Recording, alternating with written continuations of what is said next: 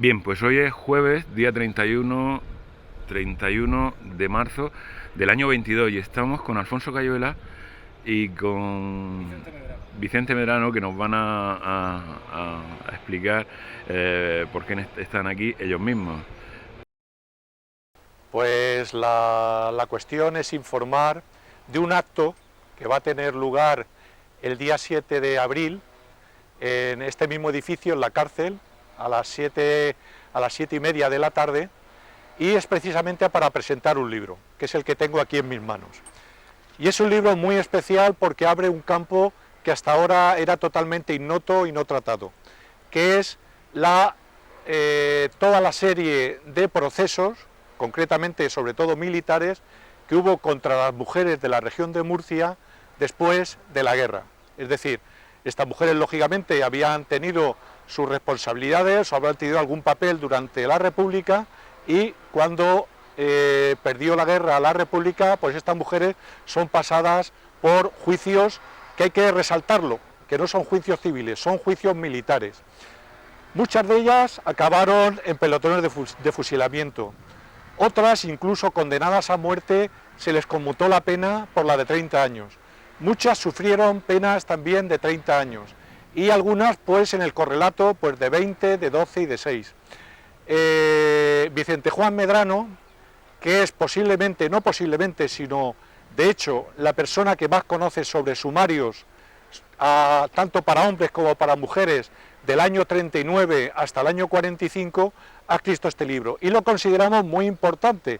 Por eso va a venir a Totana, aquí al auditorio de la cárcel, a presentar un libro. Yo sin más paso a presentarlo y la verdad que es todo un privilegio tener en nuestro pueblo a semejante persona. Bueno, Vicente, brevemente lo que nos puedes contar del libro. Buenos días, Andrés, gracias por la presentación, porque me has puesto en un punto superior. Este libro es el resultado de una investigación que me ha llevado 5 años sobre esos procedimientos judiciales que se produjeron después de terminada la guerra civil sobre todas las personas de la región de Murcia. El resultado de esa investigación, hasta el momento de publicación de este libro, no se sabía ni siquiera en la región cuántas personas habían sido fusiladas entre 1939 y 1945. A día de hoy son datos contrastables que en la región fueron fusiladas 771 personas entre 1939 y el último, que fue en noviembre del 48. De esas 771, 14 fueron mujeres. Las mujeres fueron el 2% aproximadamente, entre el 2 y 3% de los procesos judiciales que tuvieron, se llamaban sumarísimos de urgencia. Pues como digo, las mujeres fueron el 2-3% de la población juzgada en la región, que aproximadamente se calculo que llegó a ser de 45.000 personas que pudieron pasar por estos procedimientos militares. El libro hay una primera parte, porque lógicamente, como ha dicho Alfonso, son procesos judiciales militares, con lo cual estas personas, fuera el delito que fuera por el que estaban siendo juzgados, fueron condenados de acuerdo al Código de Justicia Militar. Es decir, aquí no encontraréis una persona condenada por un paseo, eufemismo de asesinato, en el primer momento de inicio de la guerra, es decir, entre julio del 36 diciembre del 36, ya que en la retaguardia republicana a partir de enero del 37 prácticamente desapareció ese primer ardor contra las personas de derecha. Estas personas fueron condenadas de acuerdo al Código de Justicia Militar, por lo tanto los delitos eran adhesión a la rebelión, auxilio, que era el delito más grave, el que conllevaba la pena de muerte o una condena de reclusión perpetua de 30 años, auxilio a la rebelión, que iba desde los 6 años hasta los 20 años, y por el delito de excitación a la rebelión, que era el menor de ellos, que podía costar desde 6 meses y un día de prisión hasta los 6 años. El libro está estructurado, lógicamente, para que la gente pueda entender cómo eran estos procedimientos militares, porque no tienen nada que ver con lo que conocemos hoy en día con un juicio.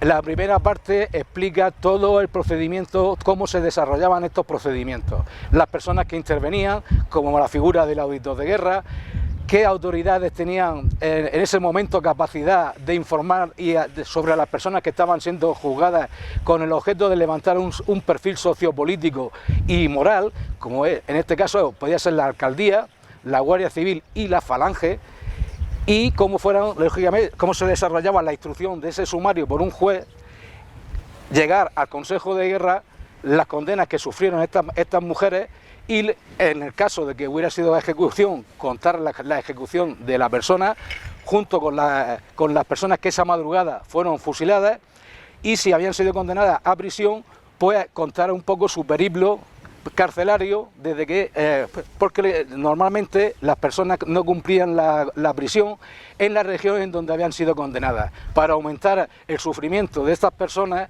y para quebrantar su moral de resistencia, las condenas se cumplían fuera de la región. Para las mujeres tienen especial significación las prisiones del norte de Amorebieta y Saturrarán. Las condiciones que se creaban dentro de las prisiones de hacinamiento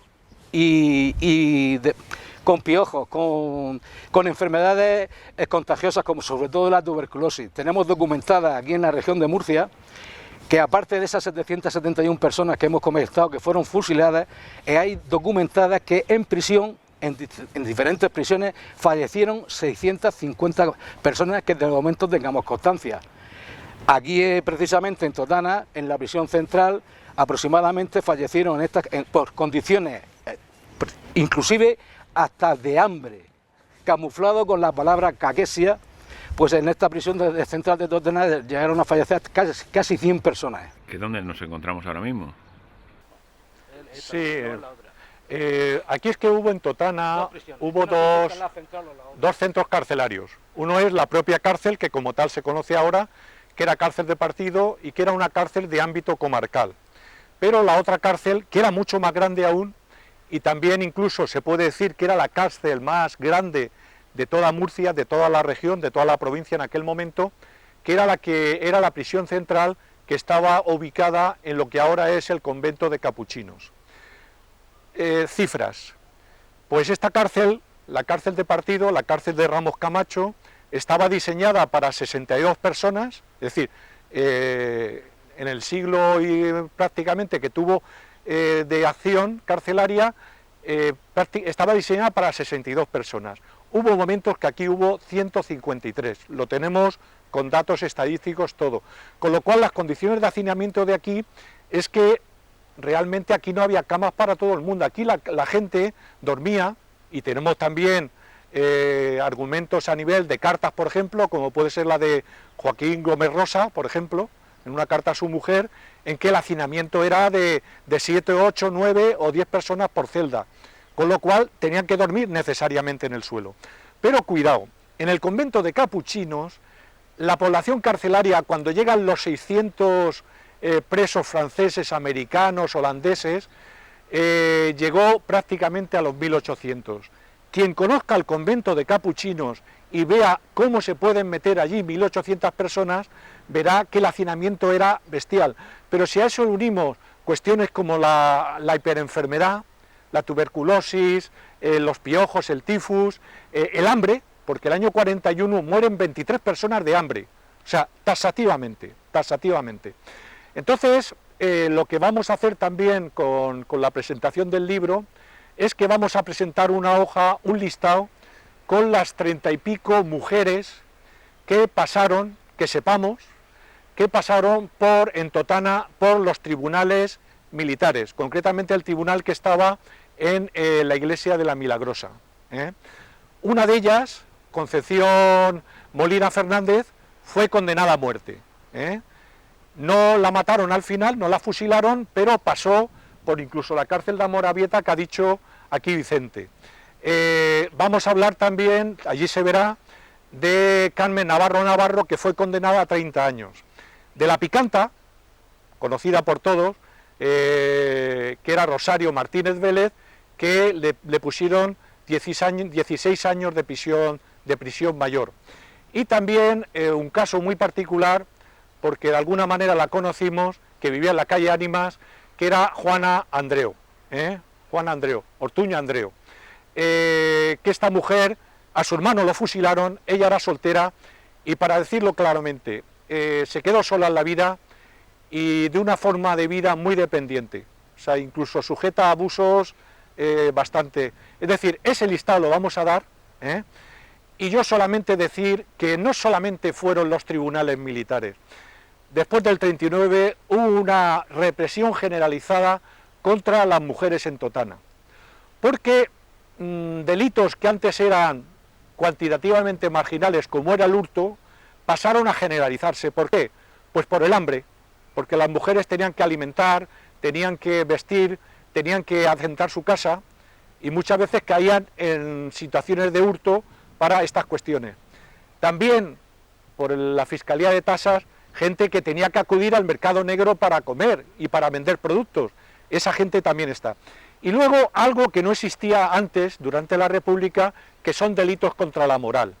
Aquí en Totana se pena a prácticamente 15 mujeres por delitos correlativos a la inmoralidad, es decir, mujeres que por amancebamiento, por segunda pareja o porque estaban sin estar casadas mantenían relaciones, y también de prostitución. Es decir, la prostitución se dejaba, incluso se utilizaba, pero a las mujeres se les castigaba y tenían que pasar de vez en cuando meses en la cárcel, pues por estar en una casa de latrocinio o algo parecido. Es decir, fue para las mujeres esos años, años que van del 39 al 45, no fueron solamente hambre y necesidad, sino que fue una debacle total. Es decir, las mujeres pagaron el doble los inicios de la dictadura que sus maridos, que algunos de ellos estaban en la cárcel o habían sido fusilados. Sí, una cuestión. Cuando hablamos de juicios y hablamos de sumarios, para las personas que en el siglo XXI, en el año 22 que estamos, podríamos pensar que sería un juicio hoy en día es garantista, tiene su abogado defensor, tiene tal. No estamos hablando de esto, No. Cuéntanos, Vicente. Precisamente esto lo he comentado antes, que pensemos que estos juicios no tienen nada que ver con lo que conocemos. Hoy, para que una persona entre en la cárcel, debe de existir una denuncia previa que se deposita en el juzgado, y un juez debe aprobar de estudiar la denuncia y dar la orden de proceder a las fuerzas y cuerpos de seguridad del Estado para que esa persona sea detenida, aunque sea por prisión preventiva. En este momento, en el momento que estamos hablando, recién terminada la guerra, cualquier persona, no digo ni siquiera que fuera autoridad, policía, guardia civil, cualquier persona que fuera de reconocida moral, de reconocida solvencia moral y totalmente afecta a la causa nacional, tenía capacidad para por la calle coger a su convecino y presentarlo en el cuartelillo de la Guardia Civil o de la Falange con la simple acusación de que era rojo. Es decir, que era una persona que había pertenecido durante la República a un partido o sindicato de izquierda. Evidentemente, estos juicios tuvieron toda la falta de garantía. De hecho, el desarrollo de la instrucción del sumario, las personas que estaban siendo encarceladas, procesadas, carecían de la figura del abogado defensor. No existía esa figura durante la instrucción del procedimiento.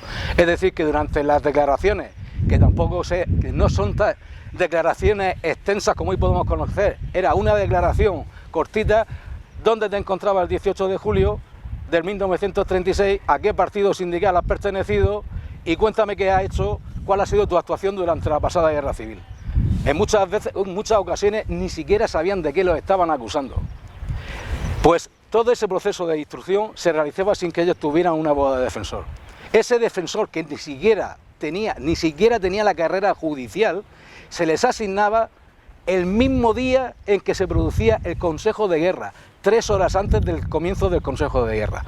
Pero como los sumarísimos de urgencia a veces podían llevar una persona, con lo cual, bueno, si la instrucción era relativamente corta, no había mucha materia que estudiar, pues entró a este hombre que no que entrevistara al procesado a través de las páginas sumariales, establecía su defensa. Pero en un proceso judicial, un proceso sumarísimo, podían ir 5 personas, 10 personas, 30 personas, 60 personas, hasta un máximo que he encontrado en uno de ellos que fueron 177 personas.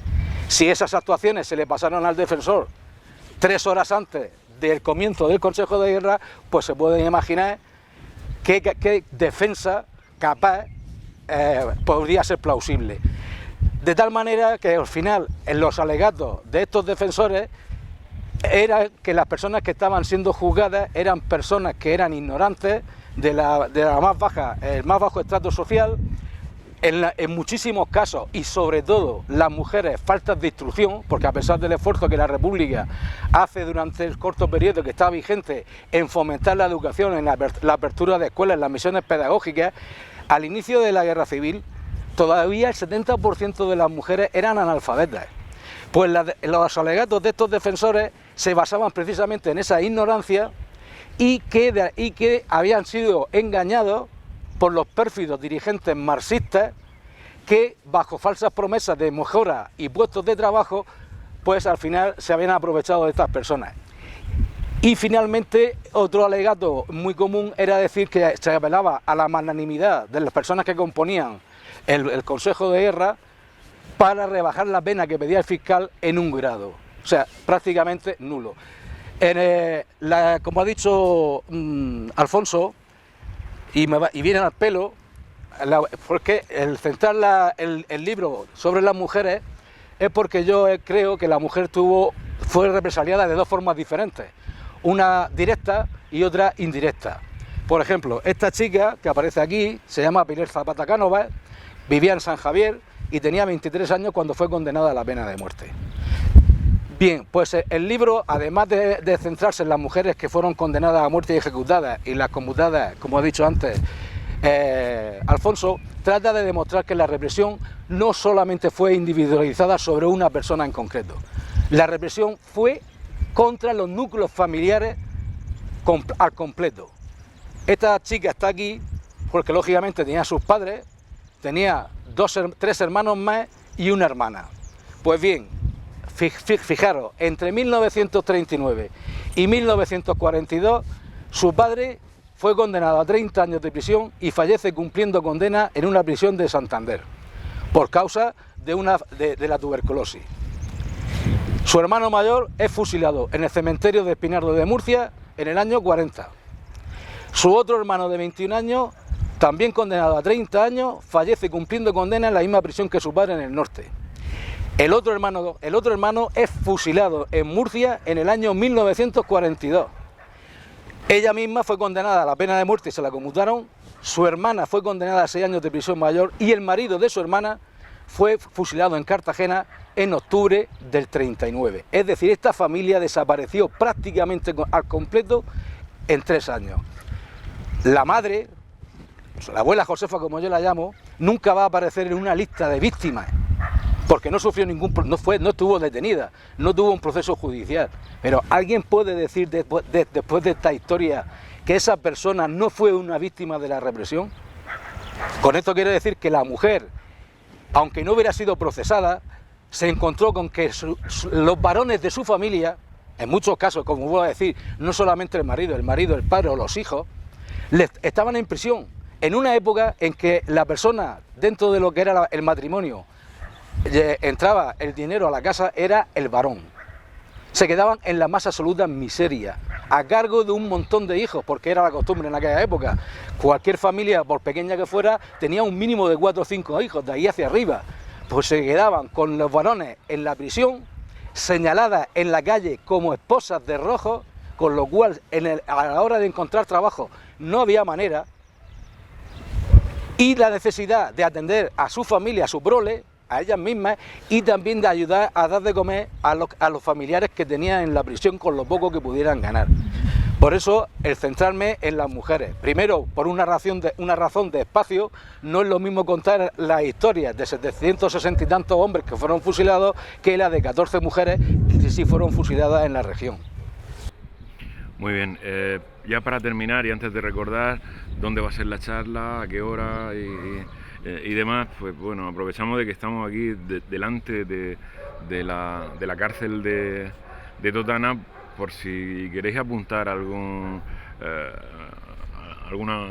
cuestión con respecto al edificio que tenemos detrás. Pues el edificio que tenemos detrás, ten en cuenta que fue a nivel comarcal el edificio principal de la coerción, digamos, política, entre comillas, ¿no? y sin entrecomillado, a nivel comarcal, porque aquí venían presos y venían mujeres de Mazarrón, venían mujeres de Librilla, venían mujeres de Alhama y venían mujeres de Aledo junto con las mujeres de Totana. ¿Eso qué quiere decir? Que por aquí, aparte de las 30 que sí tenían causas de tipo político, que tenemos y de las que vamos a dar la lista, y llamamos a los familiares de Totana para que vengan, porque en esa lista seguro que están nuestras abuelas, nuestras madres, nuestras hermanas, nuestras tías, es decir, que va a ser gente conocida del pueblo. Aparte de eso, hay que decir que esta cárcel, que ahora es un centro cultural, es un centro de alegría, de cultura, de música, pero en algún momento fue un centro muy negro, muy negro. Por aquí pasarían a nivel comarcal, entre presas comunes y presas políticas, pues échale casi 200 mujeres, y algunas de ellas incluso, y es algo curioso, es una curiosidad un poco obscena también, pero mujeres con niños. Es decir, había mujeres aquí que estaban en la cárcel en situación de hacinamiento y que tenían al bebé, al crío, la cría, recién nacido, dándole pecho.